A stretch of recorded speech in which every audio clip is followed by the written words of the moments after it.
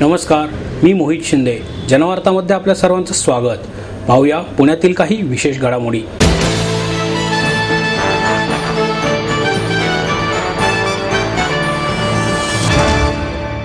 अतिरेकी कारवायांसाठी कोणत्या एका धर्मियांना दोष देऊन चालणार नाही, असे प्रतिपादन केंद्रीय कृषी मंत्री शरद पवार यांनी केलं. राष्ट्रवादी काँग्रेसच्या हिंजवडी येथे झालेल्या त्रैमासिक विशेष आढावा बैठकीत शरद पवार बोलत होते. राज्याचे उपमुख्यमंत्री अजित पवार, खासदार सुप्रिया सुळे, खासदार वंदना चव्हाण, विधानसभेचे सभापती दिलीप वळसे पाटील, प्रदेशाध्यक्ष भास्कर जाधव, कार्याध्यक्ष जितेंद्र आव्हाड, महापौर मोहिनी लांडे, वैशाली बनकर, आमदार विलास लांडे, आमदार लक्ष्मण जगताप, आमदार अण्णा बनसोडे आदी यावेळी उपस्थित होते. शरद पवार म्हणाले, गुजरात येथील इशरत जहां बनावट चकमक प्रकरण आणि मालेगावातील मशिदीतील बॉम्बस्फोट या प्रकरणाने हे स्पष्ट झाले आहे की केवळ एका धर्माला एका समाजाच्या आरोपीच्या पिंजऱ्यात उभे केल्याने देशविघातक शक्तींना पाठबळ मिळत आहे. अतिरेकी कारवायांसाठी कोणत्या एका धर्मियांना दोष देऊन चालणार नाही. त्यासाठी प्रशासकीय यंत्रणा, पोलिसांनी आपला दृष्टिकोन बदलला पाहिजे, तसेच व्यवस्थाही बदलली पाहिजे. राष्ट्रवादी कार्यकर्त्यांनी अल्पसंख्याकांवर अन्याय, अत्याचार होत असतील तर आवाज उठवावा. त्यामुळे इतरांची मते मिळाली नाही तरी चालतील. राष्ट्रवादी काँग्रेस महाराष्ट्राचा चेहरा बदलू शकतो असा विश्वास जनतेत निर्माण झाला पाहिजे. असे काम आणि संपर्क कार्यकर्त्यांनी करायला हवेत, असे मत शरद पवार यांनी यावेळी व्यक्त केले.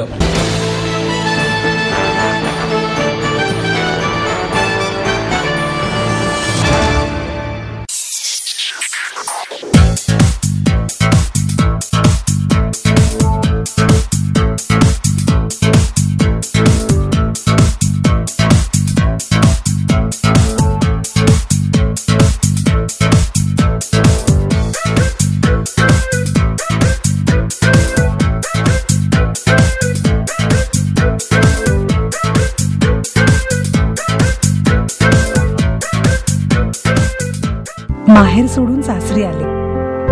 इथेही प्रेमाची, मायेची माणसं होती. पण माझं भविष्य सुरक्षित आहे याचा आनंद, आत्मविश्वास वाढवणारा होता. Samruddha Jeevan multistate multipurpose cooperative society limited. गुंतवणूक भावनांची, आनंद लक्षावधीचा. Samruddha Jeevan multistate multipurpose cooperative society limited.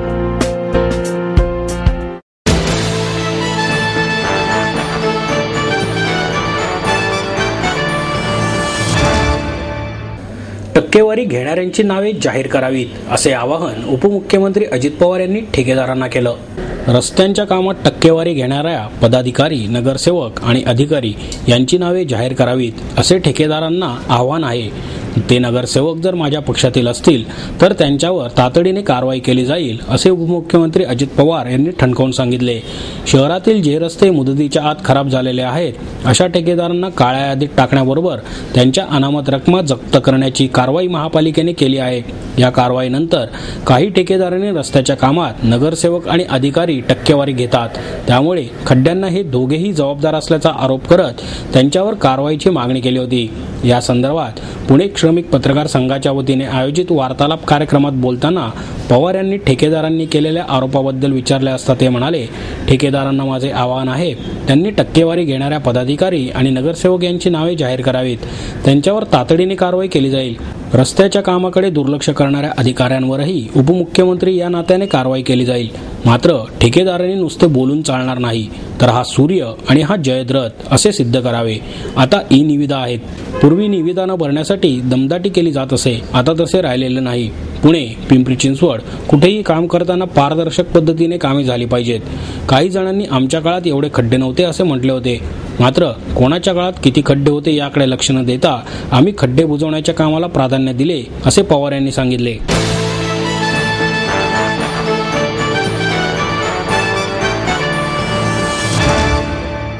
सराव स्कॉलरशिप परीक्षा येत्या 19 जानेवारीला घेण्यात येणार आहे. सर फाउंडेशन या सेवाभावी संस्थेच्या माध्यमातून इयत्ता 4थी आणि 7वीतील विद्यार्थ्यांसाठी घेण्यात येणाऱ्या स्कॉलरशिप परीक्षा महा एक्झाम 19 जानेवारी 2014 रोजी घेण्यात येणार असल्याची माहिती संस्थापक हरीश बुटले यांनी पत्रकार परिषदेत दिली. स्कॉलरशिप परीक्षेच्या माध्यमातून विद्यार्थ्यांना राज्य पातळीवर स्पर्धेला सामोरे जाताना त्यांच्यात आत्मविश्वास निर्माण करण्यासाठी इयत्ता 4थी आणि 7वीची सराव स्कॉलरशिप परीक्षा घेण्यात येते. या परीक्षेचा फॉर्म भरण्याची प्रक्रिया 1 सप्टेंबरपासून सुरू होत आहे. किमान 100 केंद्रांवरून ही परीक्षा घेतली जाणार आहे. परीक्षेसाठी महाराष्ट्रातील सर्व खासगी आणि सरकारी शाळांतील शिक्षकांचे विभागवार मार्गदर्शन मेळावे आयोजित करण्यात आले आहेत. या संदर्भात पुण्यातील प्राथमिक आणि माध्यमिक शाळांच्या मुख्याध्यापकांची मंगळवार दिनांक 13 ऑगस्ट रोजी दुपारी 2:30 वाजता कमीन सभागृह येथे बैठक होणार आहे. ही सराव स्कॉलरशिप परीक्षा मराठी आणि इंग्रजी माध्यमातून होणार आहे. दोन्ही माध्यमांच्या प्रश्नपत्रिका स्वतंत्र असतील. परीक्षेचा निकाल मंगळवार दिनांक 11 फेब्रुवारी 2014 रोजी सकाळी 11 वाजता जाहीर केला जाणार आहे, असेही बुटले यांनी यावेळी सांगितले.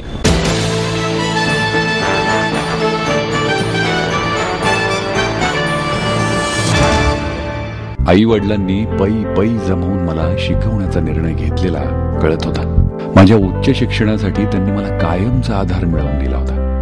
त्यांनी स्वतःसाठी कधीच काही केलं नाही, पण माझ्यासाठी Samruddha Jeevan multistate multipurpose cooperative society limited.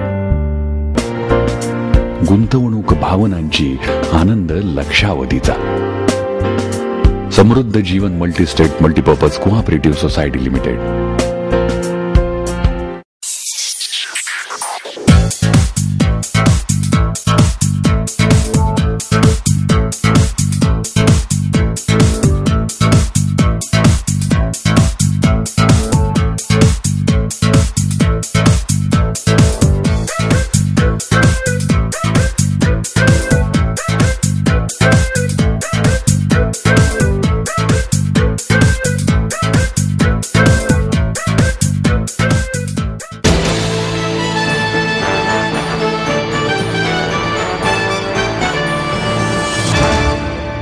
Chennai Express या चित्रपटासाठी दुनियादारीचा खेळ रद्द केल्याने ई-स्क्वेअर चित्रपटगृहात प्रेक्षकांचा राग अनावर झाला.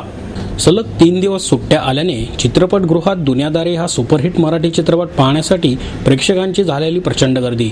अशा उत्साही वातावरणात चित्रपटाचा खेळ सुरू व्हायची वेळ झाली. मात्र अचानक दुनियादारी ऐवजी चेन्नई एक्सप्रेस दाखवणार असे चित्रपटगृह प्रशासनाने सांगितले आणि प्रेक्षकांचा संताप अनावर झाला. ई-स्क्वेअर चित्रपटगृहात प्रेक्षकांनी एकच गोंधळ घातला.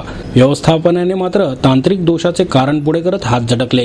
चेन्नई एक्सप्रेस सिंगल स्क्रीन चित्रपटगृहात लावताना त्याचे 4ही खेळ लावण्याची सक्ती UTV कडून करण्यात आली होती. यामुळे गर्दीत सुरू असलेल्या दुनियादारीचे खेळ रद्द करण्याची वेळ चित्रपटगृहांवर आली होती. या विरोधात दुनियादारीच्या टीमने मनसे अध्यक्ष राज ठाकरे यांची भेट घेऊन आपले गाऱ्हाणे मांडले होते. त्यानंतर दोन्ही चित्रपटांचे 2-2 खेळ असा तोडगा त्यावर काढण्यात आला होता. हा वाद संपुष्टात येतोय तोवरच मल्टिप्लेक्समध्ये दुनियादारीचा खेळ रद्द करण्याचा प्रकार घडला. त्यामुळे प्रेक्षक संतप्त झाले आणि त्यांनी चित्रपटगृहात गोंधळ घातला. सुमारे 2 तास हा वाद सुरूच होता.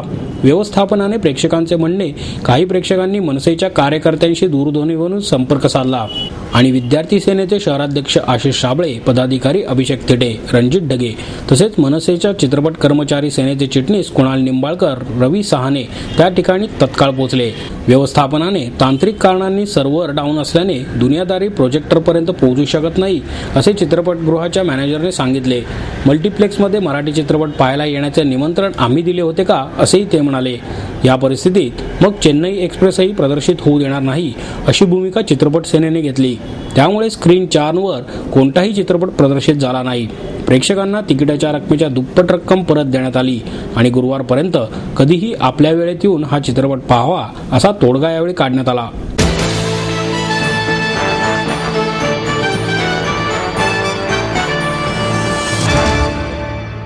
मराठीला ज्ञानभाषा करायची असेल तर ओवी हे चांगले माध्यम आहे, असे मत ज्येष्ठ शास्त्रज्ञ डॉक्टर रघुनाथ माशेलकर यांनी व्यक्त केलं. डॉक्टर पंडित विद्यासागर लिखित ओवी गाऊ विज्ञानाची या पुस्तकाच्या प्रकाशन प्रसंगी ते बोलत होते. कुलगुरू डॉक्टर वासुदेव गाडे, अखिल भारतीय मराठी साहित्य संमेलनाचे अध्यक्ष डॉक्टर नागनाथ कोतापल्ले, डायमंड पब्लिकेशनचे दत्तात्रय पाष्टे, डॉक्टर विद्यासागर व्यासपीठावर उपस्थित होते. मराठीला ज्ञानभाषा करायची असेल तर ओवी चांगले माध्यम आहे. मध्ययुगात संत ज्ञानेश्वरांनी सर्वसामान्यांच्या भाषेत ज्ञानेश्वरी लिहिली होती. आता विज्ञान युगात सर्वसामान्यांना मूलभूत विज्ञान समजावून सांगण्यासाठी विज्ञानेश्वरी लिहिली गेली पाहिजे.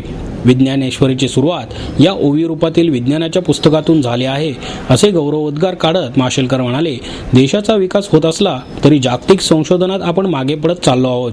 ग्लोबल इनोव्हेशन इंडेक्सनुसार संशोधनात यावर्षी 142 देशांमध्ये आपण 66व्या स्थानी आहोत. 2012 मध्ये आपण 64व्या स्थानी होतो. आपल्याकडे विशेष कौशल्य असूनही आपण नोबेल पारितोषिक का मिळवू शकत नाही याचा विचार करायला हवा. विज्ञानात तुम्ही जुन्या संशोधनाला आव्हान देत नाही तोपर्यंत नवे संशोधन निर्माण होत नाही.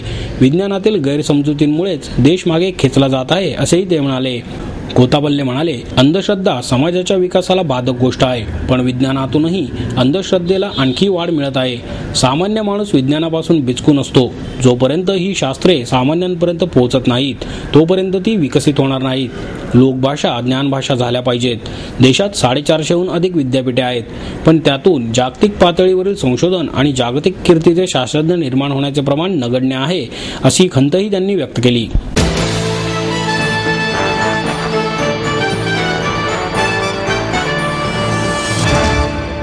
आपको देता है एडमिशन के साथ अपॉइंटमेंट लेटर भी. B civil, computers, electronics, electronic and telecommunications, IT and mechanical. MA computers, electronics, IT and mechanical, diploma engineering, mechanical and computer. MBA finance, HR and marketing. BCA, BBA, MBA and MCA for engineering और साथ ही D.Pharm, B.Pharm और M.Pharm भी. Siddhant international school CBSE from nursery to 5th standard. Siddhant college. Transport एवं hostel facility. 22 एकड़ का विशाल campus. AICT Delhi और Pune university द्वारा मान्यता प्राप्त.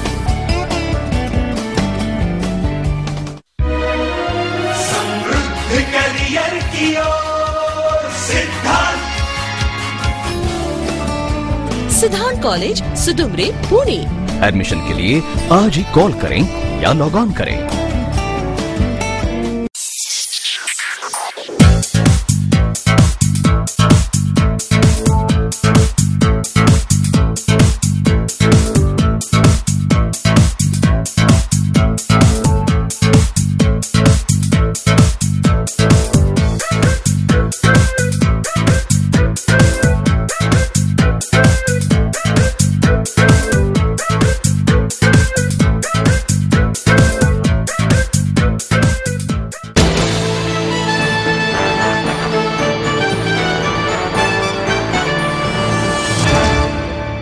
राष्ट्रीय बहुजन विकास महासंघाचा वर्धापन दिन 14 ऑगस्ट रोजी संपन्न होत आहे.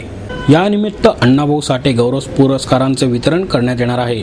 हा समारंभ स्वातंत्र्यवीर सावरकर भवन, शिवाजी पार्क, मुंबई येथे दुपारी 2 ते 6 या वेळात संपन्न होईल, असे राष्ट्रीय बहुजन विकास महासंघाचे संस्थापक अध्यक्ष बाळासाहेब भांडे यांनी पत्रकार परिषदेत सांगितले. पुरस्कार वितरण शिवसेना नेते गजानन कीर्तीकर यांच्या हस्ते होणार आहे. शाल, श्रीफळ, मानपत्र आणि स्मृतिचिन्ह असे पुरस्काराचे स्वरूप आहे. भाऊसाहेब सोनवणे, मच्छिंद्र सकटे, इंदिरा आस्वार यांच्यासह विशेष पुरस्कार ज्येष्ठ कवी फमू शिंदे यांना प्रदान करण्यात येणार आहे. प्रमुख पाहुणे म्हणून रामदास कदम उपस्थित राहणार आहेत. बहुजन समाजाचा विकास करण्यासाठी या संघटनेची स्थापना करण्यात आली असून त्यासाठी सातत्याने विविध उपक्रम राबवण्यात येतात, असेही भांडे यांनी यावेळी सांगितले.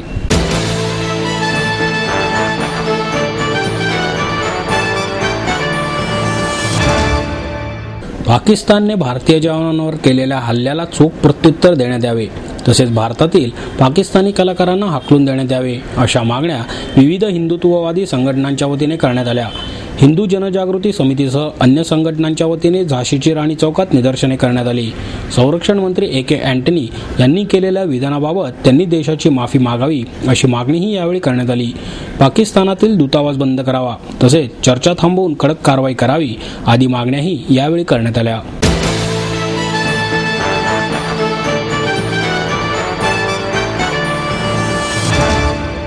आपलं स्वप्न, आपलं मन, आपलं स्वतःचं घर हेच खरं धन. समृद्ध जीवन पार्क सादर करत आहे 140 फ्लॅट्सची एक प्रशस्त गृह योजना.